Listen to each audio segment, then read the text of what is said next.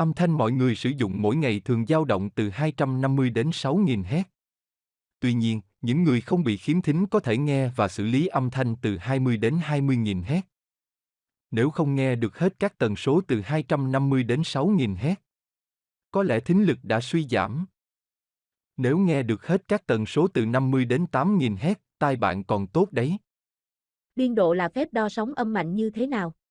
Được đo bằng decibel, âm thanh càng lớn, số decibel sẽ càng cao. Các cuộc trò chuyện bình thường được đo ở khoảng 65 decibel. Tiếp xúc với âm thanh trên 85 decibel có thể ảnh hưởng xấu tới thính giác trong vòng 8 giờ.